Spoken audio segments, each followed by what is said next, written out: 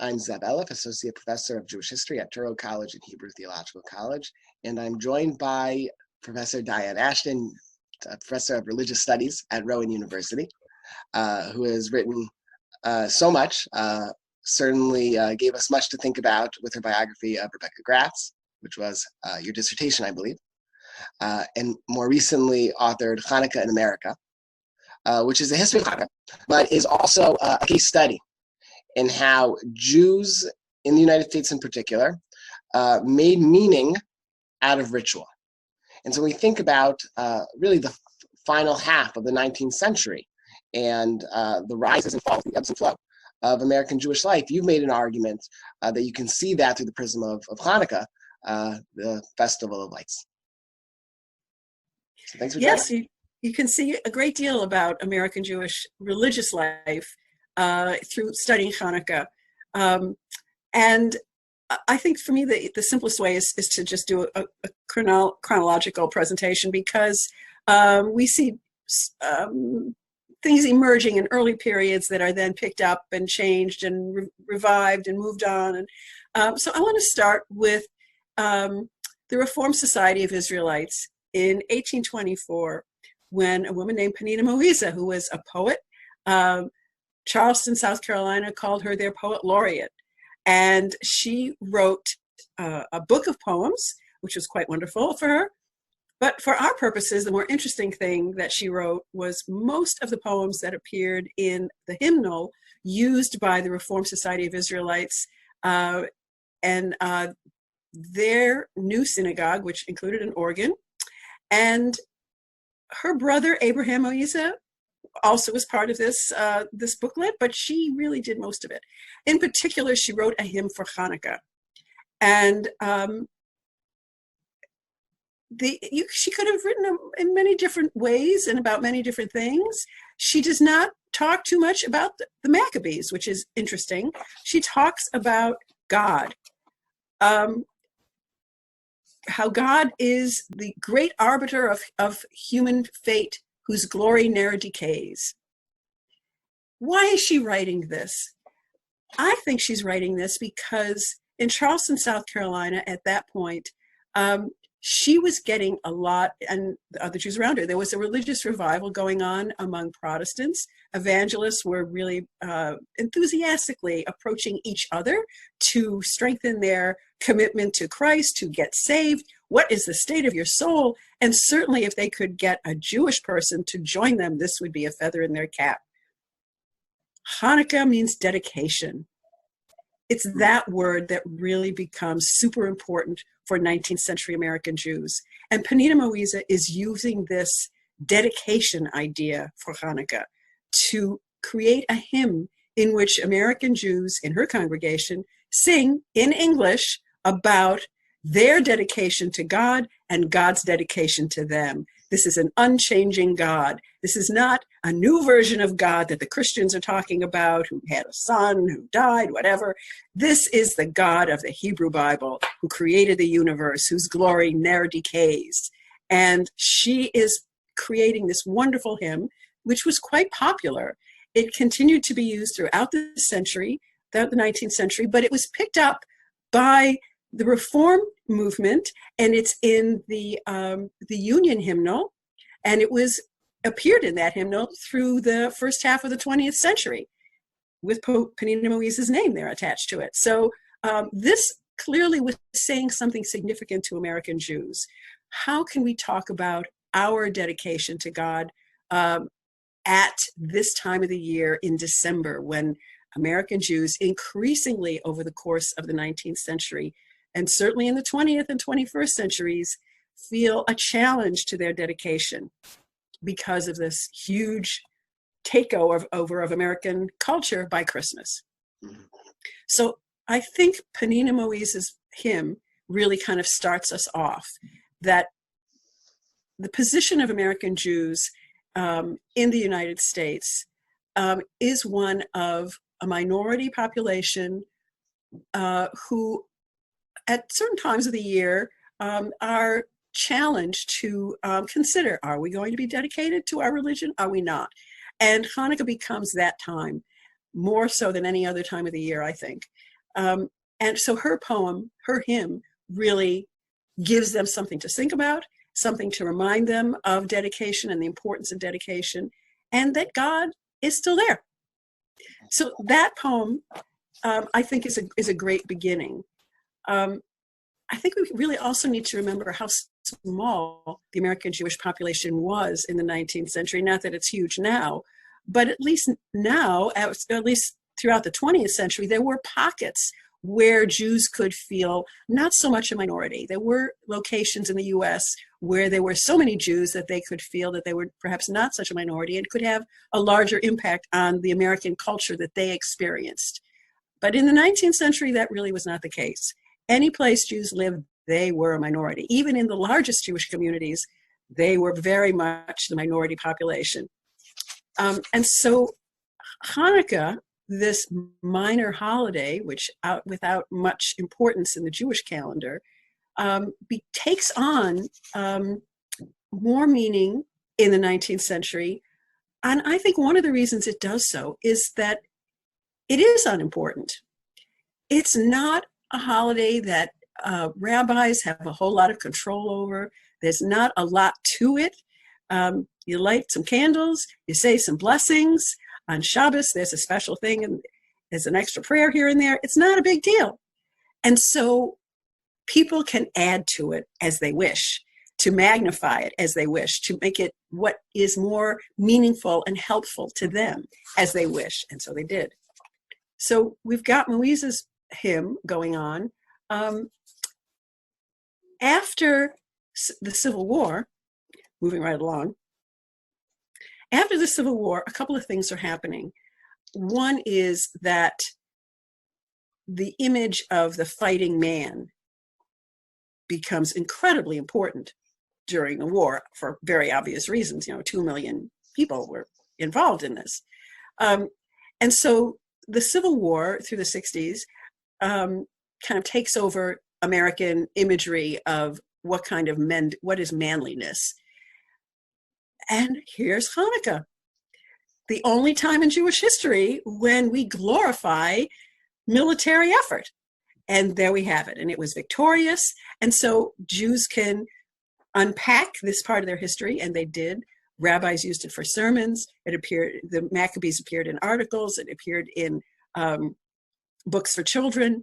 And so the Maccabees then, for the rest of the century, appeared in a really more central place than they really had previously. I mean, the Maccabees really were disparaged by the rabbis. The rabbis made very little out of the Maccabees, originally because they did not want to have any more revolts. Revolts were not working for Jews. We always get beat up and destroyed. And monarchy, which they found inappropriate. Yes. Very freedom. Yes, the Hasmoneans did a lot of things that Jews walked away from very deliberately.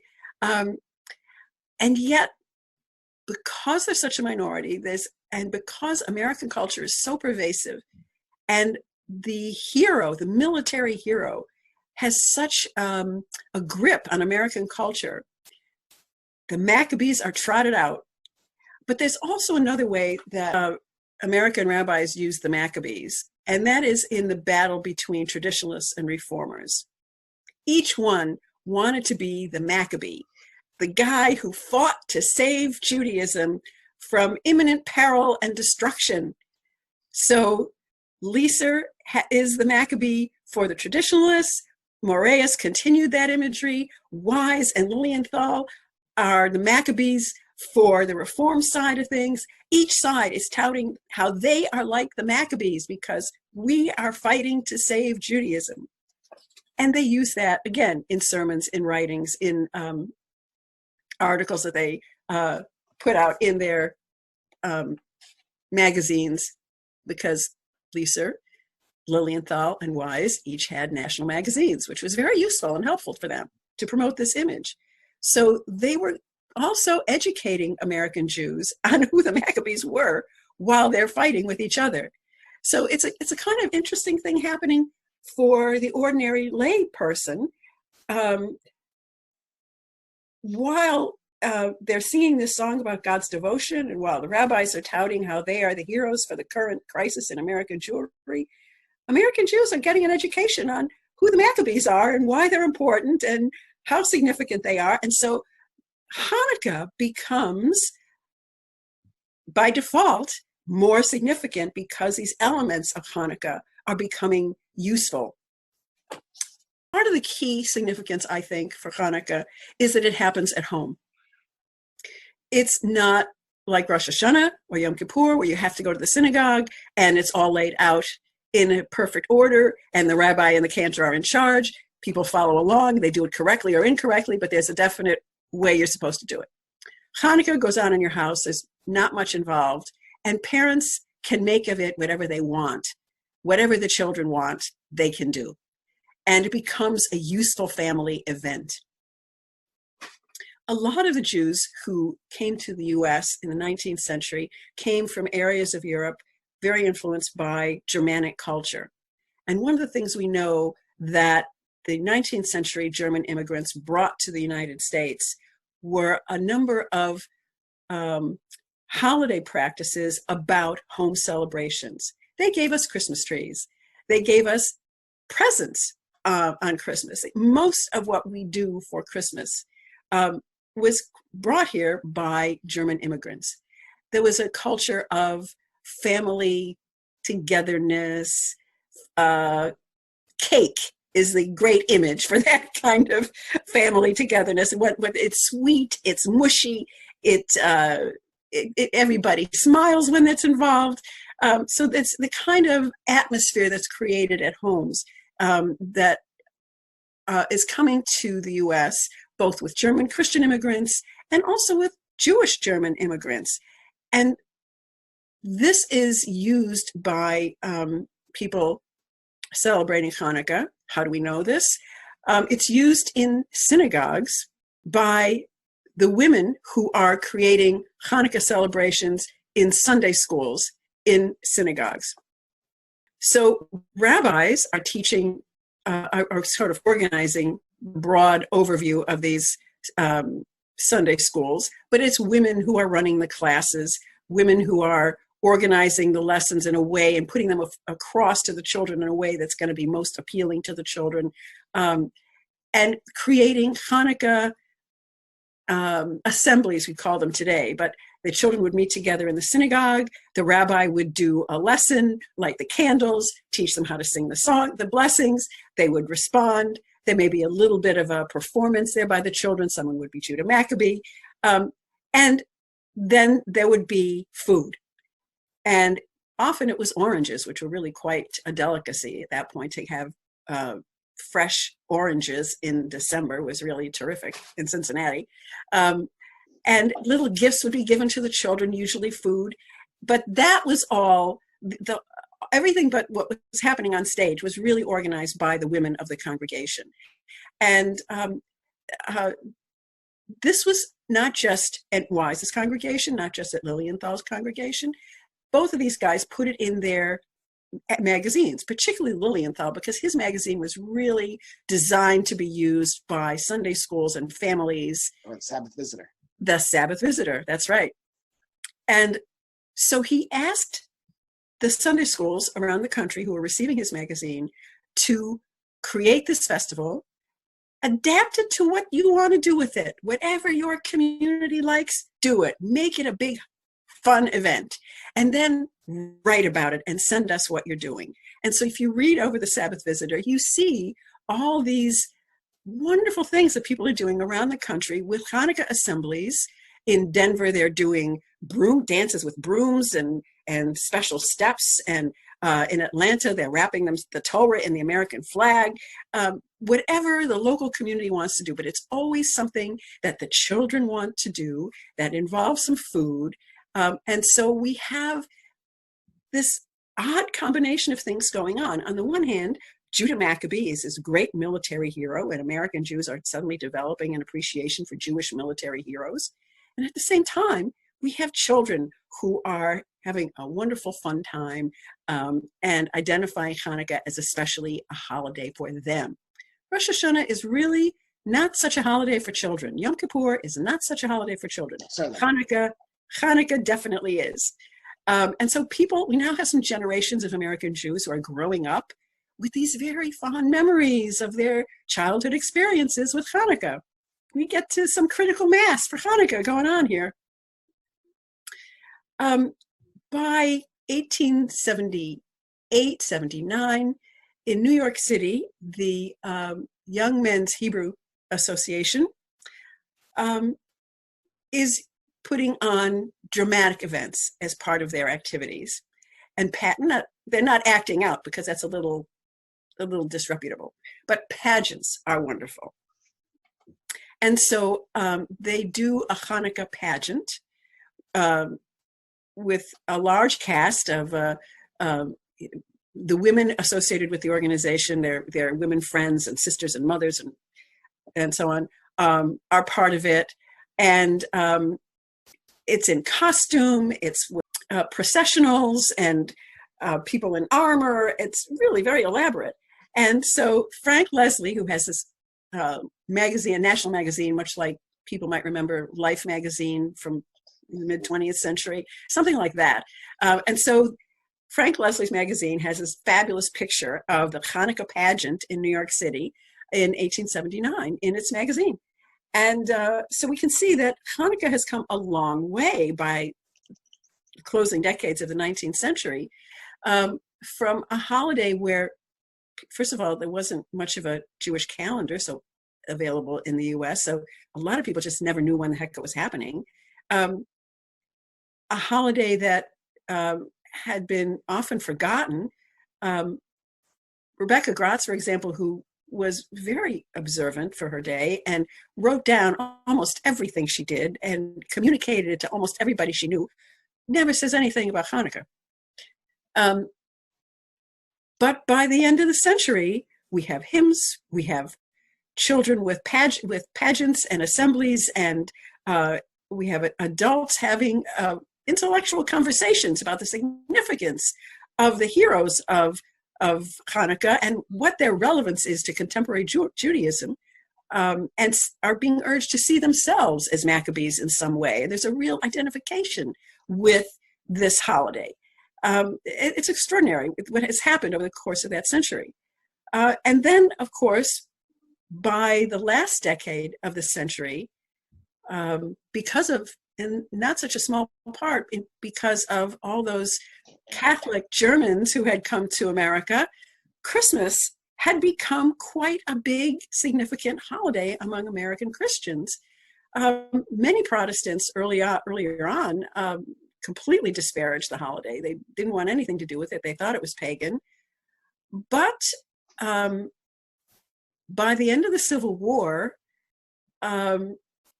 American Christians had two kinds of things going on. One was that influence of the German Catholics, who had brought with them this really delightful home holiday for Christmas that was fun for their families.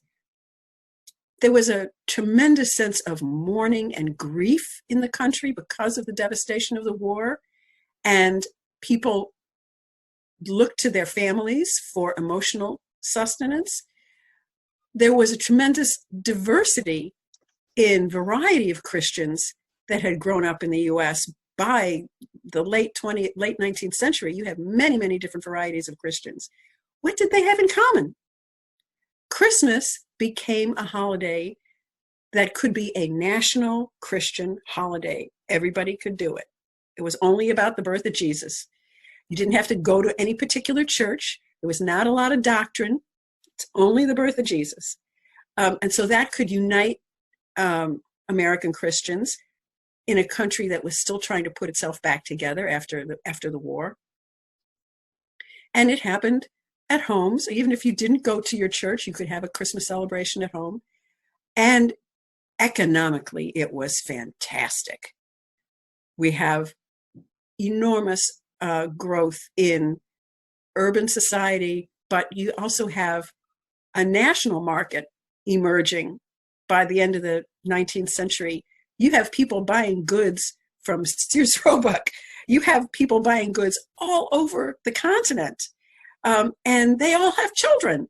And so this becomes an enormous financial boom. And some of those stores are owned by Jews.